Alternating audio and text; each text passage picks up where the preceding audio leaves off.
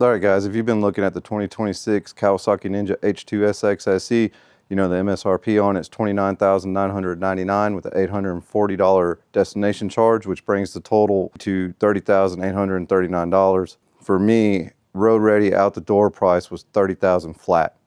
However, I financed a little bit more than that because I added on some stuff. And for my insurance, I'm paying $90 a month.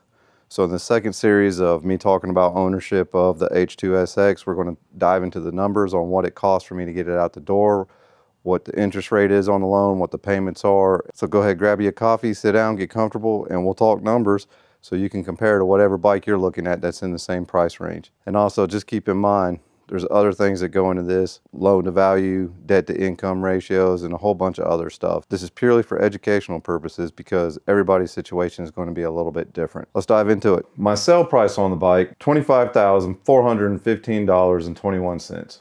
That's a $4,583.79 savings off a brand new current year bike in January, first of the year. That's awesome. That surprised me. Shop around. It's not just the 2025s, you can get $4,000 or more off. One of the reasons why I think I was able to get such a good price on the motorcycle is because it's been sitting there since November of 2025. So just shop around. If you guys are looking, don't matter what the motorcycle is, pay attention to how long it's been sitting there at the dealership. Now we're going to go line by line on what the sales order said. Sales price was $25,415.21. The freight and prep charges for the motorcycle was $2,340. Documentation fee was $199. Tax and title was $1,956.79. That's here in Georgia. And the title transfer was $89 as well. Now that's how we got to the $30K. Now there at the dealership, I paid for the maintenance plan on my credit card to where the $30,000 check from the bank was still no problem. I didn't mind doing the maintenance plan on the credit card because I use my City Flex card and I'll get 3 months, 0% interest on it. So it's same as cash, but it just makes it easier for me to digest for 3 months instead of coughing all that out at once. The bank is seeing a sales order for $30,000, but after talking with them, I went ahead and got the gap insurance, which was another $899. And then they had a similar extended warranty that Kawasaki offers, and it was $1,215. That brings the total cost of the bike to $32,114. Now the interest rate that I got was 5.99%. So when you throw in the entrance finance charges on it, that's $7,373.37 that gets added onto it. So I did get an accidental death coverage on it that's $1,251.13, but that amount is not financed. That's just a payment in on the loan on top of the payment. I got that in case something happens to me. My daughter can keep the bike or sell the bike as long as whatever happens to me is not on that bike. It just makes it easier for her to deal with that, or my parents or whoever has to handle my estate in case something is bad. So that brings the total loan amount to $40,738.50. So that is the amount of the loan for the bike.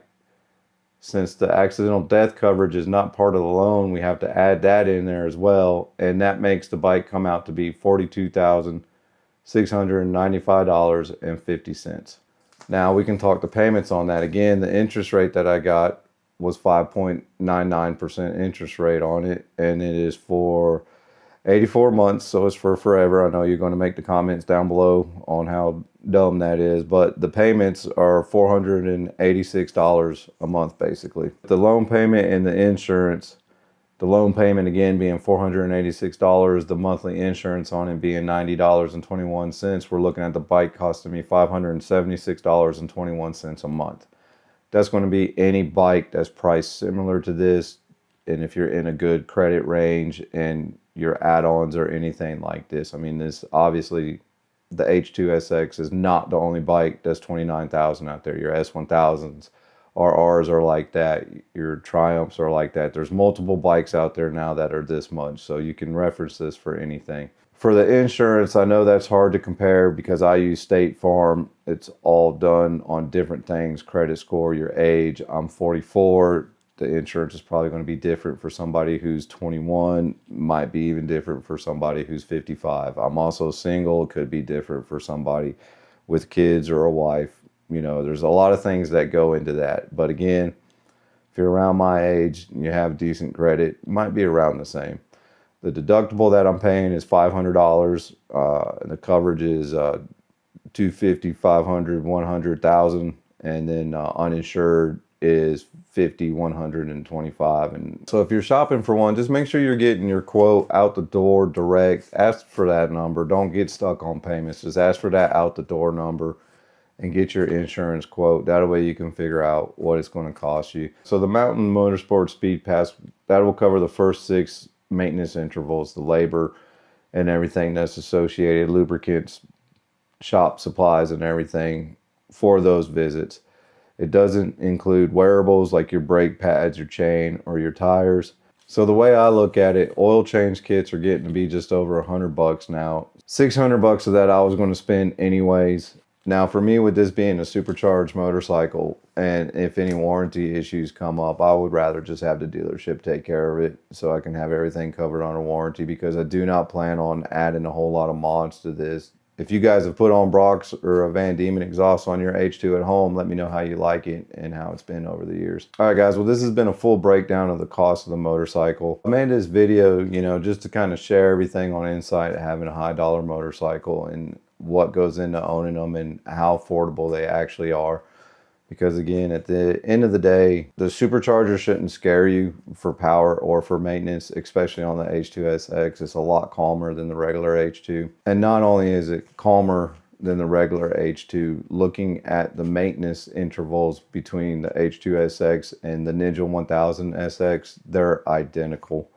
So even if you get, older 1000 or the 1100, because everybody will say the 1000 or the 1100 is the cheaper, smarter buy on this.